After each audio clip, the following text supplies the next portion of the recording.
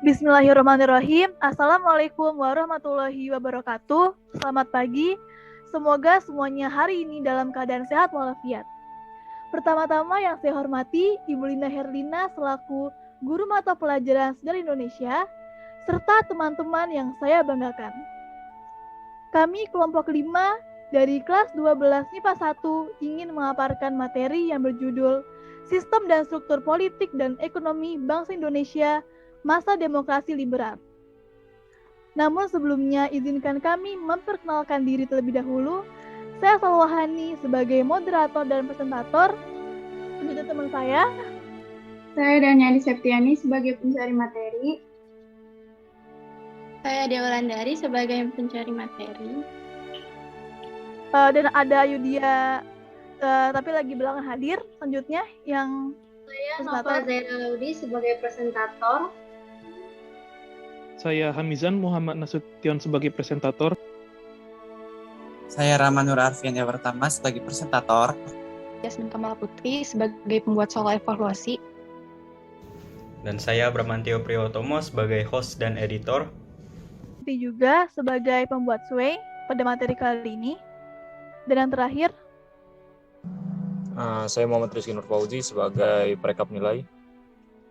Dan saya Vanisha Nababan sebagai perekap nilai juga. Baik, itulah perkenalan singkat dari kelompok kami. Untuk memulai kegiatan pembelajaran hari ini, alangkah baiknya kita berdoa terlebih dahulu agar materi yang didapat mudah dipahami dan manfaat. Berdoa menurut kepercayaan masing-masing, berdoa dimulai.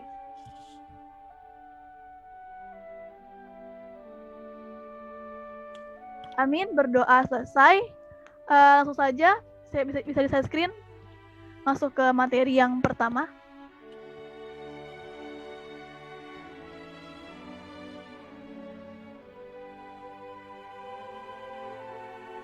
Langsung saja presentator yang pertama. Pada Salwa terlebih dahulu, dipersilakan. Oke, baik. Terima kasih. Jadi pada materi ini yang berjudul yang sudah saya sebutkan tadi, Sistem Pemerintahan. Sistem pemerintahan negara menurut Undang-Undang Sementara tahun 1950 adalah sistem parlementer, yang artinya kabinet disusun menurut perimbangan kekuatan kepartaian dalam parlemen dan sewaktu-waktu dapat dijatuhkan oleh wakil-wakil partai dalam parlemen. Presiden hanya merupakan lambang kesatuan saja. Hal ini dinamakan pula demokrasi liberal, sehingga era ini dikenal sebagai zaman demokrasi liberal. Sistem kabinet masa ini berbeda dengan sistem kabinet RIS yang dikenal sebagai Zaken kabinet. Salah satu ciri yang nampak dalam masa ini adalah kerap kali terjadi penggantian kabinet. Mengapa seringkali terjadi penggantian kabinet? Hal ini terutama disebabkan adanya perbedaan kepentingan di antara partai yang ada. Perbedaan di antara partai tersebut tidak pernah dapat diselesaikan dengan baik. Sehingga dari tahun 1990 sampai tahun 1999 terjadi silih berganti kabinet mulai. Baik, yang pertama ada Kabinet Tatsir Masyumi 1990 sampai 1991. Kabinet ini dilantik pada tanggal 7 September 1990 dengan Muhammad Nasir dari Partai Masyumi sebagai Perdana Menteri. Kabinet Nasir merupakan koalisi yang dipimpin oleh Partai Masyumi bersama dengan PNI. Nah, kabinet ini memiliki struktur yang terdiri dari tokoh-tokoh terkenal duduk di dalamnya, seperti Sri Sultan Hamengkubuwono IX, Minister As-Saad, Insinyur Juanda, dan Prof. Dr. Sumitro Jojo Hadikusumo. Nah, yang kedua, Kabinet Sukiman atau Masyumi pada tahun 1991 sampai 1992. Setelah Kabinet Tatsir mengembalikan mandatnya pada Presiden menunjuk Sartono, Ketua PNI, menjadi formatur. Namun gagal sehingga ia mengembalikan mandatnya kepada Presiden setelah bertugas selama 28 hari. Kemudian menunjukkan Sidik Jojo Sukatro dari PNI dan Sukiman Wijoyo Sanjojo dari Masyumi sebagai formatur dan berhasil membentuk Kabinet Koalisi Masyumi PNI. Kabinet ini terkenal dengan nama Kabinet Sukiman Suwirjo. Bisa di next nomor 3-nya. Oke. Yang ketiga ada Kabinet Wilopo PNI 1952 sampai 1953, yaitu pada tanggal 1 Maret 1962, Presiden Soekarno Wilopo dari PNI sebagai formatur setelah bekerja selama 2 minggu berhasil dibentuk kabinet baru di bawah pimpinan Perdana Menteri Wilopo, sehingga bernama Kabinet Wilopo. Kabinet ini mendapat dukungan dari PNI, Masyumi, dan PSI. Yang keempat, ada Kabinet Ali Sastromijoyo I, yaitu PNI pada tahun 1993 sampai 1995. Kabinet Ali Sastromijoyo yang terbentuk pada tanggal 31 Juli merupakan kabinet keempat yang dibentuk selama masa demokrasi liberal. Kabinet ini mendapatkan dukungan banyak partai di parlemen, termasuk Partai Nahdlatul Ulama atau NU, dan yang diketuai oleh PM Ali Sastromijoyo dan Wakil PM Mr. Wongso Negoro dari Partai Indonesia Raya atau PIR. Yang kelima, Kabinet Burhanuddin Harahap atau Masyumi pada tahun 1995 sampai 1996. Kabinet ini selanjutnya digantikan oleh Kabinet Burhanuddin Harahap yang berasal dari Masyumi, sedangkan PNI membentuk oposisi. Yang keenam, Kabinet Ali Sastromijoyo II atau PNI pada tahun 1956 sampai 1997 pada tanggal 20 Maret didukung oleh 3 partai besar di parlemen, yaitu PNI, NU, dan Masyumi. Kemudian, Ali Sastromijoyo mendapatkan mandat untuk kedua kalinya membentuk kabinet. Dan yang terakhir, Kabinet Juanda atau Zakon Kabinet pada tahun periode 1997 sampai 1999 dipimpin oleh Insinyur Juanda yang kemudian membentuk kabinet yang terdiri dari para menteri yang ahli dalam bidangnya. Nah, kabinet ini dikenal dengan istilah zaket karena harus berisi unsur ahli dan golongan intelektual dan tidak adanya unsur partai politik di dalamnya. Kabinet tersebut pada umumnya memiliki program yang tujuannya sama, yaitu masalah keamanan, kemakmuran, dan masalah Irian Barat. Saat ini Papua Barat. Latar belakang masalah dalam pembentukan tersebut seringkali menjadi faktor yang menyebabkan goyah dan jatuhnya kabinet. Selanjutnya akan dibacakan oleh Rama. Silakan Rama. Oke, saya akan melanjutkannya. Penyebab goyah dan jatuhnya kabinet. Yang pertama ada hal ini terlihat ketika kabinet Natsir menjalankan pemerintahannya, kelompok oposisi segera melancarkan kritik terhadap jalannya pemerintahan Natsir. Yang kedua, Kabinet Natsir dihadapkan pada mosi Hadi Kusumo dari PNI yang menuntut agar pemerintahan mencabut peraturan pemerintah nomor 39 tahun 1960 tentang pemilihan anggota lembaga perwakilan daerah. Dan yang ketiga, berdasarkan pemungutan suara di parlemen, mosi Hadi Kusumo mendapat dukungan dari parlemen. Hal ini menyebabkan Menteri Dalam Negeri mengundurkan diri. Kondisi ini menyebabkan hubungan kabinet dengan parlemen tidak lancar, yang akhirnya menyebabkan Natsir menyerahkan mandatnya kepada Soekarno pada 21 Maret 1951. Dan yang terakhir atau yang keempat, jatuhnya kabinet Natsir membuat Presiden Soekarno mengadakan pembicaraan dengan pemimpin partai untuk memilih tim formatur kabinet yang kemudian menghasilkan kabinet Sukiman pada tanggal 26 April 1951. Tindakan ini yang menimbulkan pertikaian politik dan konflik kepentingan. Kebijakan lain yang menimbulkan masalah dalam hubungan antara pemerintah dan parlemen adalah ketika Menteri Kehakiman Muhammad Yamin membebaskan 960 orang tahanan SOP atau dalam kurungnya Staatvaart Oorlog en Beleid, negara dalam keadaan bahaya perang tanpa persetujuan Perdana Menteri dan anggota kabinet lainnya. Kekacauan politik yang timbul karena pertikaian partai politik di parlemen menyebabkan sering jatuh bangunnya kabinet sehingga menghambat bangunan. Hal ini diperparah dengan Dewan Konstituante yang mengalami kebuntuan dalam menyusun konstitusi baru, sehingga negara Indonesia tidak memiliki pijakan hukum yang mantap. Kegagalan konstituante disebabkan karena masing-masing partai hanya mengejar kepentingan partainya saja tanpa mengutamakan kepentingan negara dan bangsa Indonesia secara keseluruhan. Kegagalan konstituante disebabkan karena masing-masing partai hanya mengejar kepentingan partainya saja tanpa mengutamakan kepentingan negara dan bangsa Indonesia. Terjadi tarik ulur di antara golongan-golongan dalam konstituante. Pergolakan politik dan keadaan keamanan yang semakin memburuk telah mendorong Soekarno mengeluarkan konsepsi presiden pada tanggal 21 Februari 1957. Sejak saat itu, Presiden Soekarno mengambil alih pemerintahan dan mendorong dilaksanakannya demokrasi terpimpin, suatu konsep demokrasi yang diidamkan oleh Soekarno, namun sangat ditentang oleh Hatta. Sikap Hatta ini diungkapkan dalam tulisannya Demokrasi Kita.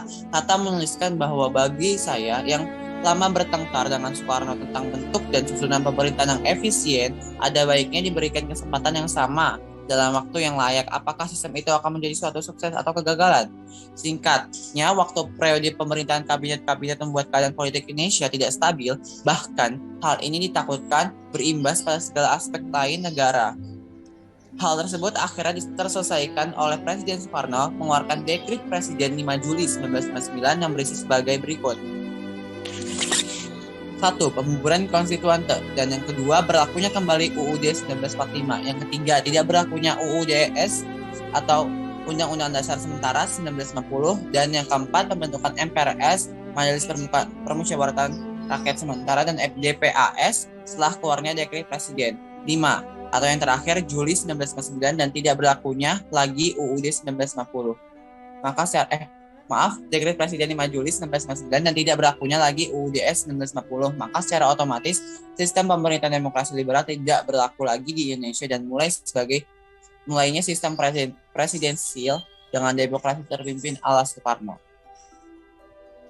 Sistem kepartaian. Partai politik merupakan suatu kelompok terorganisir yang anggota-anggotanya mempunyai orientasi, nilai-nilai, dan cita-cita yang sama. Tujuannya dibentuknya partai politik adalah untuk memperoleh, merebut, dan mempertahankan kekuasaan secara konstitusional. Sistem kepartaian yang dianut pada masa demokrasi liberal adalah multipartai.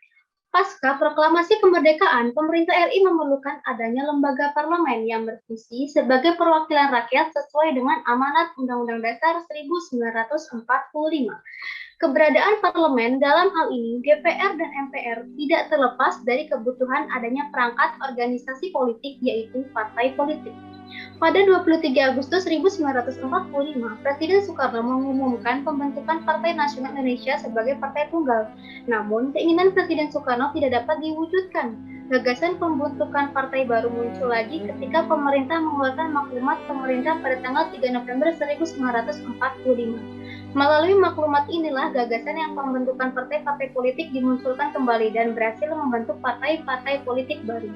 Pembentukan partai politik ini bertujuan untuk memudah dan mengukur kekuatan perjuangan kita dan untuk mempermudah meminta tanggung jawab kepada pemimpin-pemimpin barisan perjuangan. Yang menyebabkan pada era ini sering terjadi pergantian kabinet karena partai-partai politik yang tidak memegang jabatan dalam kabinet dan tidak memegang peranan penting dalam parlemen sering melakukan oposisi yang kurang sehat dan berusaha menjatuhkan partai politik yang memerintah, sehingga kabinet tidak berumur panjang dan sampai program-programnya tidak bisa berjalan sebagaimana mestinya, yang menyebabkan terjadinya instabilitas nasional baik di bidang politik, sosial, ekonomi, dan keamanan. Kondisi inilah yang mendorong Presiden Soekarno mencari solusi untuk membangun kehidupan politik Indonesia, yang akhirnya membawa Indonesia dari sistem demokrasi liberal menuju demokrasi terpimpin. Pemilu 1955. Pemilu atau pemilihan umum merupakan salah satu ciri dari pemerintahan demokratis, karena dalam pemilu rakyat diibaratkan untuk memilih pemimpinnya sendiri. Pemilu pertama dilaksanakan Indonesia pada tahun 1955. Pemilu 1955 telah dipersiapkan pada masa Kabinet Ali I dan dapat dilaksanakan pada masa Kabinet Burhanuddin Harahap. Pelaksanaan pemilu 1955 terjadi ketika kondisi negara kurang kondusif karena berada di bawah ancaman DI atau TII bentukan Karto Sudiryo. Pada tanggal 31 Juli 1954, Panitia Pemilihan Umum Pusat dibentuk dan diketuai oleh Hadi Kusumo dari PNI. Dalam pelaksanaan pemilu 1955, seluruh elemen masyarakat Indonesia termasuk TNI dan Polri memiliki hak suara. Adapun pelaksanaan pemilu 1955 dilatar belakangi oleh revolusi fisik dalam perang mempertahankan kemerdekaan, menuntut semua potensi bangsa untuk memfokuskan diri pada usaha mempertahankan kemerdekaan. Adanya pertikaian internal di dalam lembaga pemerintah. Hal ini cukup menguras energi dan perhatian sehingga kondisi negara tidak stabil. Belum adanya UU Pemilu yang mengatur tentang pelaksanaan pemilu. Namun, pada tanggal 4 April 1953, UU Pemilu disahkan oleh Kabinet Wilopo menjadi UU Nomor 7 Tahun 1953. Pelaksanaan pemilu 1955 diumumkan oleh Ketua Panitia Pemilu Hadi Kusumo pada tanggal 16 April 1955. Hal ini mendorong partai politik meningkatkan kampanyenya hingga ke pelosok daerah. Hasil dari pemilu 1955 memunculkan 4 partai pemenang yaitu Masyumi, PNI, NU, dan PKI.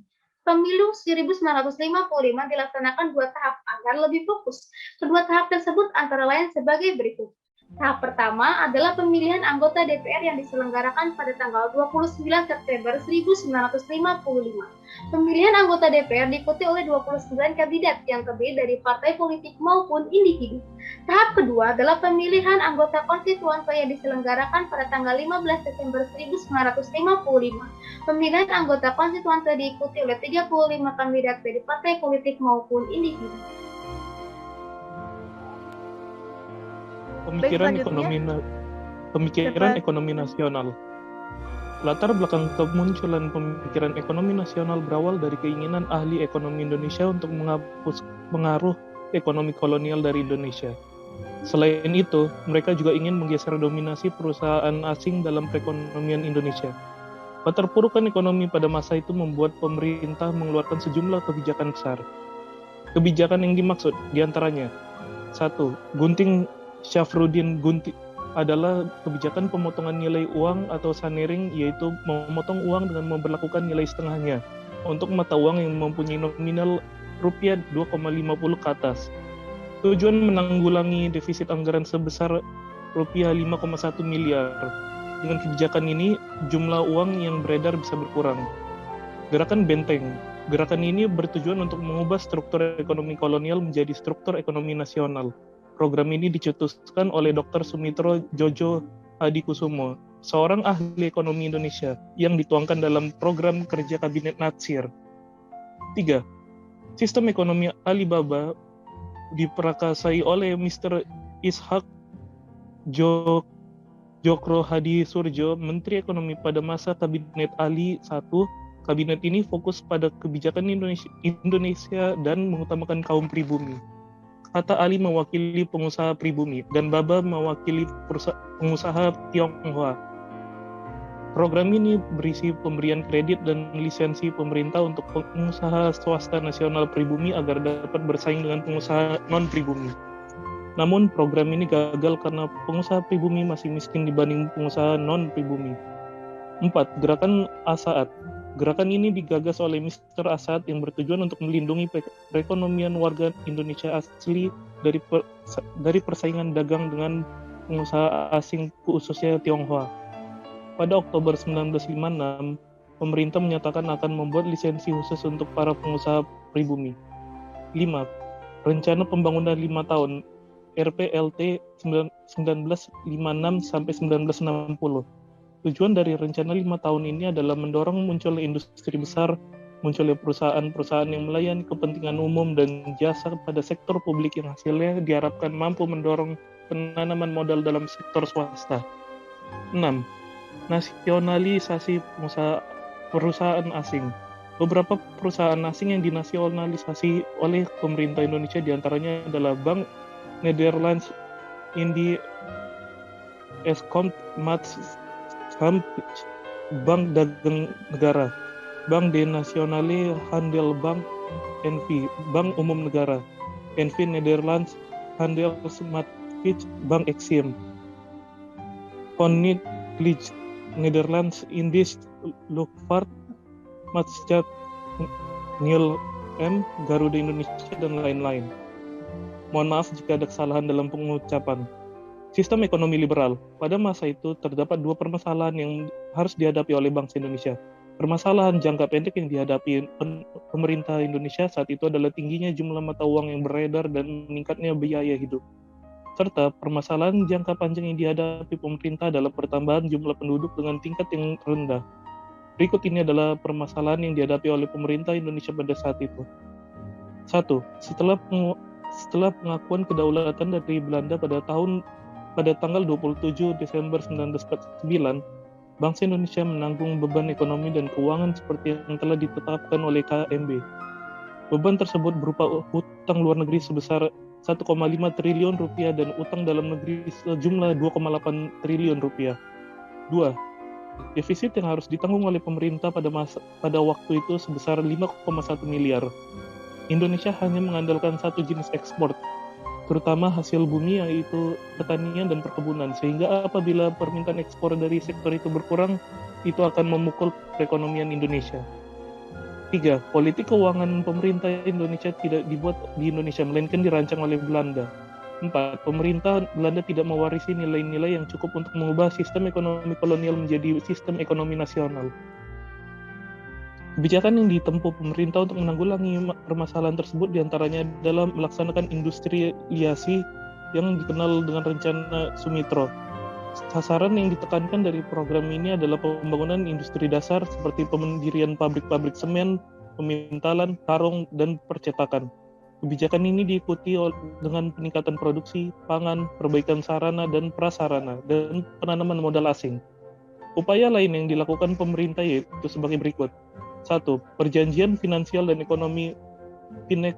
Rundingan ini dilakukan pada tanggal 7 Januari 1956. Dan isi rancangan persetujuan FINEC yang diajukan Indonesia terhadap pemerintah Belanda adalah sebagai berikut. 1. Pembatalan persetujuan FINEC hasil KMB. 2. Hubungan FINEC Indonesia-Belanda didasarkan atas hubungan bilateral. 3. Hubungan FINEC didasarkan atas undang-undang nasional, tidak boleh diikat oleh perjanjian lain. Namun usul Indonesia ini tidak diterima oleh pemerintah Belanda. Lalu kedua, rencana pembangunan 5 tahun RPLT. Ada berbagai faktor, baik faktor eksternal maupun internal, yang membuat RPLT sangat berat untuk dijalankan. Sehingga perekonomian Indonesia semakin terpuruk dan ketika ketegangan politik yang timbul tidak dapat diselesaikan dengan diplomasi, akhirnya memunculkan pemberontakan yang membutuhkan biaya yang cukup tinggi. Kondisi ini mendorong meningkatnya persentasi defisit anggaran pemerintah dari angka 20% di tahun 1950 dan 100% di tahun 1960. Baik, itulah pemaparan materi dari kelas 12 MIPA 1, kelompok 5. Jika ada yang ingin bertanya, sangat dipersilahkan. Sekitar 3-4 orang dapat bertanya di kolom komentar bawah ya. Oke, sekian pemaparan materi kali ini. Maaf apabila masih ada kekurangan. Terima kasih. Wassalamualaikum warahmatullahi wabarakatuh.